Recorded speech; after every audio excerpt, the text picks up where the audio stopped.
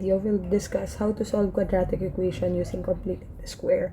Pangatlo na to sa mga method na pinag-uusapan natin. So, let's proceed with the first example.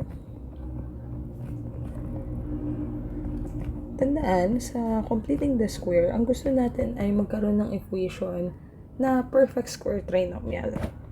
So, kapag perfect square trinomial, it must satisfy this one. Balikan lang yung lesson nyo nung grade 8 kayo about special products and factoring. So, di ba, meron ka dong a square minus 2ab plus b square should be equal to quantity a minus b square, and a square plus 2ab plus b square equals quantity a plus b square. Now, if you would notice, ang dali ng example number na to kasi perfect square trinomial na siya agad. So, pwede mo na siya agad i-express in the terms of this is x, copy the sign of the middle term, negative. Then, 36 is 6 squared equals 0. Since this satisfy this form naman. So, from here, just proceed with the method of extracting the square root. Square root mo to. Square root mo yun. Cancel to. Ang matitira ay x minus 6 is equal to, wala namang, the square root of 0 is 0. Then, lipat mo lang to sa kabilang side. So, this will be x is equal to 6. So, this, baka malito kayo. Bakit isa lang? Eh, di ba dapat dalawa lagi ang roots ng quadratic equation? Since nga, ang given natin ay perfect square trinomial, the roots are 6 multiplicity of 2.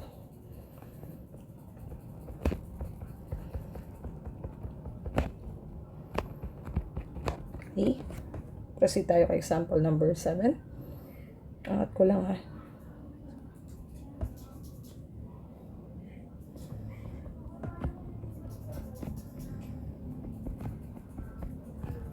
Okay. Ito talagang gagamitan na natin ng completing the square kasi hindi na agad perfect square trinomial yung ating equation. So, sa completing the square, ang gagawin mo ay isolate the constant term.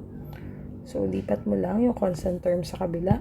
So, you will have x square minus 4x. Lipat mo yung positive 3, magiging negative 3. Then, check your linear term. Your linear term is negative 4. Whatever is the coefficient or the numerical coefficient of your linear term, divide that by 2 and squared.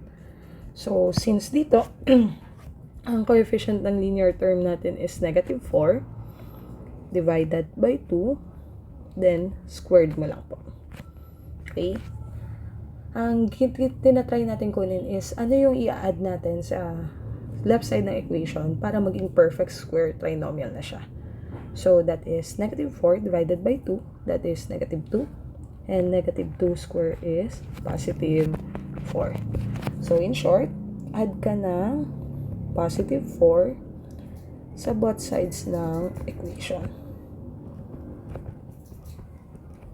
Now, ito ay perfect square trinomial na. So, this will be in the form of x, sign ng middle term, negative, that is 2 squared equals negative 3 and positive 4, that is positive 1. Once na nasa ganitong form na, square root mo lang both sides. Cancel to.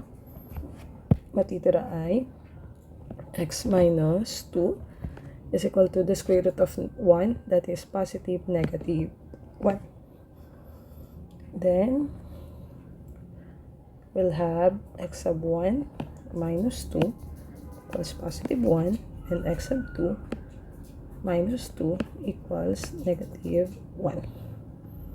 Kunin natin yung dalawang roots, so that will be x sub 1 equals, lipat mo yung negative 2, magiging positive 2, so you will have 1 plus 2, and that is positive 3. Dito naman sa kabilang side, we will have negative 1, ito ay magiging positive 2. So, x sub 2 equals positive 1. And these are the roots of this equation.